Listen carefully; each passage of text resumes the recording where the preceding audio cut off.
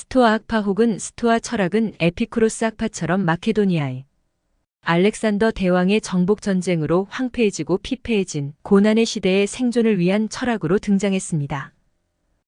그들은 일어날 일은 반드시 일어난다고 하여 세상사에 대해서 의연히 대처할 것을 주문했습니다. 이런 그들의 철학적 신조를 때로는 숙명론이나 운명론이라고 부르기도 합니다. 하지만 좀 더 정확하게 말하면 그들은 존재해야 하는 것은 반드시 존재해야만 한다 또는 모든 일은 일어나야 하는 대로 일어난다. 이러한 역사의 흐름을 바꿀 수 있는 것은 아무것도 없다고 주장한 철학이라 할 수 있습니다. 그들은 모든 사건들은 시간상 그보다 앞선 어떤 원인의 필연적 결과이며 이 원인들 또한 그보다 더욱 앞선 어떤 원인에 의해서 필연적으로 일어난다고 주장한 것입니다. 스토아 학파 혹은 스토아 철학의 정신과 기초를 확립한 제노는 덕은 지식이다, 즉 참 지식을 가져야 옳은 행위를 할 수 있다고 주장한 소크라테스의 정신을 충실히 계승한 고대 그리스의 철학자입니다.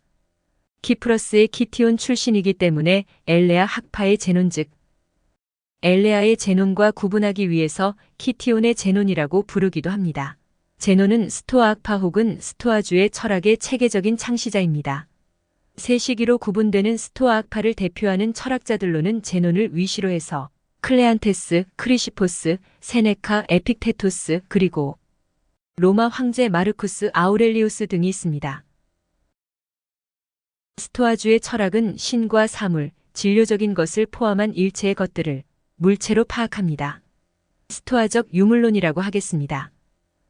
그들은 하나의 사물을 작용을 가하는 것과 작용을 받는 것 또는 능동 근원과 수동 근원의 구성체로 파악합니다.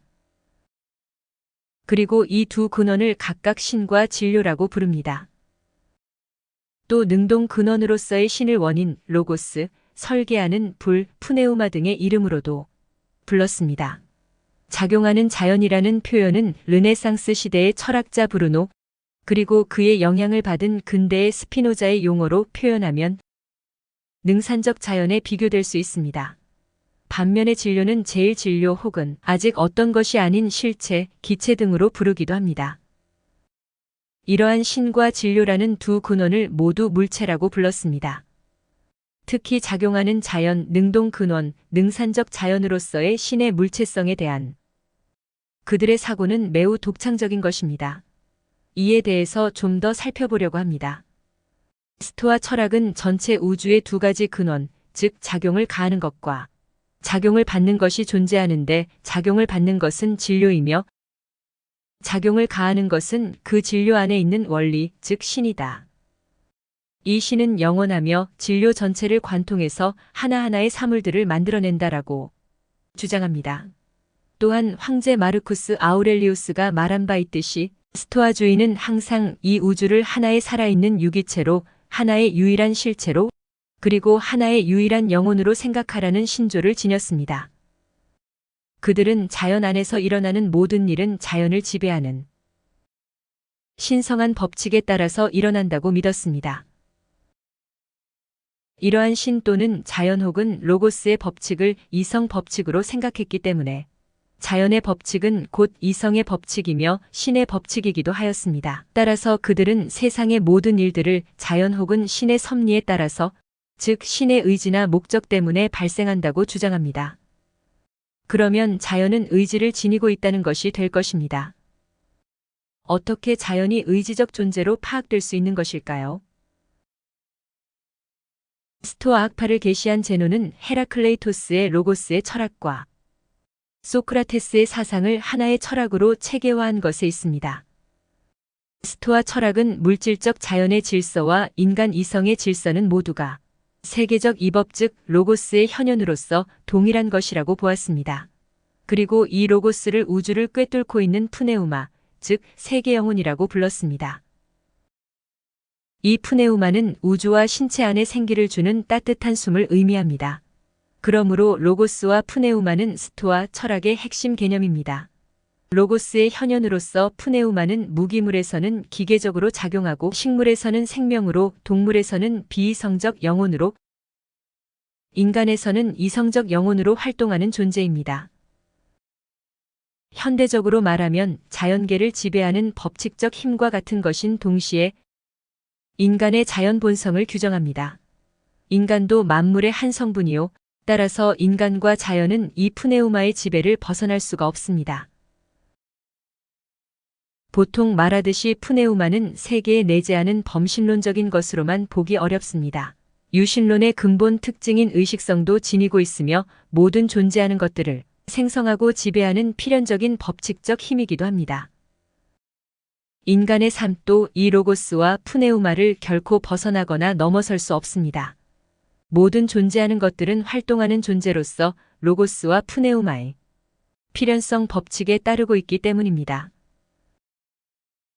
스토아 철학은 로고스의 법칙으로서 자연의 법칙, 존재의 법칙, 이성의 법칙을 동일시하며 동시에 그것은 도덕 법칙이자 자유의 법칙이기도 합니다. 따라서 이성 또는 이성의 법칙에 따르는 이성적 삶을 살아야 한다고 말합니다. 제노는 삶의 목표를 우연한 외부 상황에 한치 흔들림 없는 한결같은 삶을 사는 것이라고 합니다. 다시 말해 제노는 하나이자 그 자체로 한결같은 기본 원칙에 따른 삶을 살아야 하며 자기 모순적인 삶이란 불행한 삶이다라고 말합니다. 그리고 또한 이러한 인간적 삶의 최종 목표는 자연에 적종하는 삶, 즉 자연의 이치에 따라서 사는 삶, 이성에 적종하는 삶을 사는 것에 다름 아닙니다. 이것이야말로 진정으로 자유로운 삶이라고 생각합니다. 종교적으로 말하면 신의 의지에 합치하는 삶인 것입니다. 그러므로 스토아의 윤리학은 명목상으로는 자연을 모든 존재와 가치의 척도로 삼는 자연주의이지만 내용상으로는 이성주의, 실천적으로는 이상주의라 할 수 있습니다. 존재로서의 로고스가 곧 자연의 본질이며 인간의 본질입니다. 이 로고스는 이성을 의미하기도 하므로 인간의 본질을 이성이라고 말하는 것과 같습니다.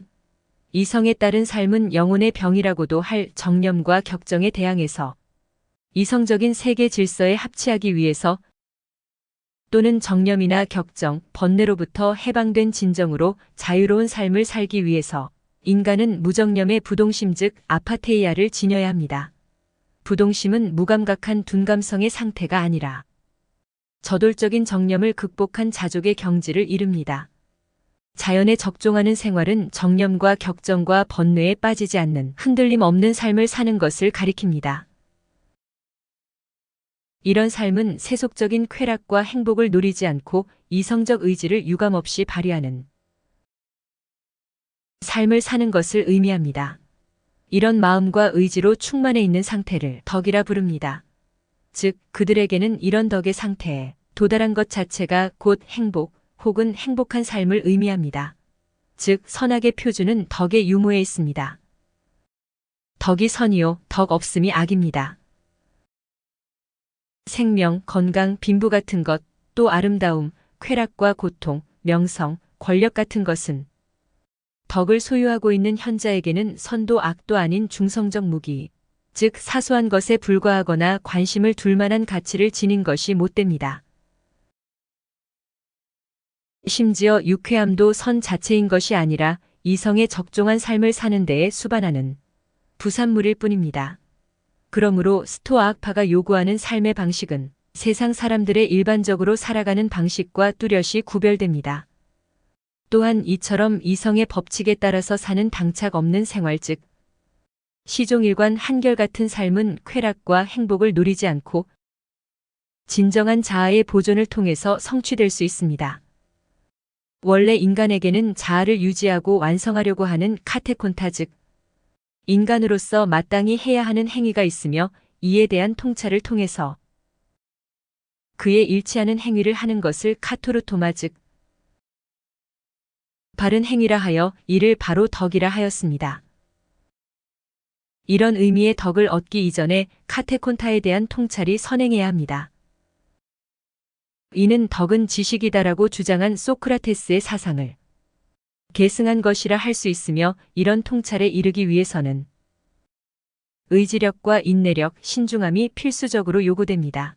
제노는 도시 국가에서 독립된 개인의 도덕을 확립하여 도덕과 정치가 반드시 유기적 관계를 갖는다는 그리스인의 전통적 사상을 타파하였습니다. 서양 사상사에서 도덕을 정치의 질곡에서 해방시켜 독자적인 이성적 법칙으로 승인한 것도 스토아 학파가 처음으로 이룩한 공적입니다. 스토아의 인식론은 사물의 실제적 인상에 입각한 경험론이었습니다. 그러나 진리의 기준은 표상과 표상된 대상의 합치를 확신하는 주관의 명증성에 두었습니다. 이러한 명증성이 판단의 진과 위를 가름하는 기준이며 그것은 모든 사람에 일치하는 개념 포착, 즉 일반 표상의 근원입니다. 객관적으로 세계적 이법의 지배를 벗어날 수 없는 점에서 보면 스토아 사상은 우주론적 결정론 내지는 숙명론의 윤리학이라 할 수 있습니다. 그러나 주관적으로는 세계적 이법은 인간이 자기의 의지와 생활을 규율하는 내면적 법칙이며 이런 한에서 인간은 스스로 그러한 로고스에 동의할 수 있으며 또 동의해야 하는 자기지배적 존재입니다. 그러므로 스토아 철학은 세계적 이법의 필연성을 이성의 법칙으로 또 인간의 이성과 세계의 이성 즉 로고스를 동일한 법칙의 지배를 받는 것으로 파악함으로써 인간을 그러한 법칙을 파악할 수 있는 자유와 주권을 지닌 즉 자기 지배의 필연성을 갖는 존재로 인정하려고 했습니다. 스토아 철학은 이성적 개인주의에서 출발했습니다. 그런데 인간의 자연 본성인 로고스 즉 세계적 이법은 인간들 사이에 공통적인 것이며 세계 전체에도 공통적인 보편성을 갖는 것입니다. 그래서 유덕한 자는 그 본질에 있어서 전 인류적 삶에 적합한 성품을 가질 수 있기 때문에 고독하게 살지 않는다고 합니다. 마찬가지로 이성의 나라 즉 이성을 공유하는 전 인류는 세계의 시민이며 동포라고 하는 세계 시민주의 또는 사회동포주의 즉 코스모폴리타니즘을 내세웠습니다. 이는 국가주의나 민족적 편견을 타파하여 인류적인 정신을 고취했으며 정치상으로는 로마 제국의 건설과 호응해서 배타적인 유태인을 세계적인 기독교로 발전시키는 데에도 유효했습니다. 로고스 혹은 푸네우마에 의해서 스토아 학파는 실정법에 대립하는 자연법 사상을 고취시켰습니다. 자연법 개념은 키케로를 통해서 로마법 속으로 흘러들었으며 17, 8세기의 데카르트, 스피노자, 칸트 등 계몽 철학에 대해서 뿐만 아니라 현대 민주주의 철학에 대해서도 그 연원이 되는 사상입니다.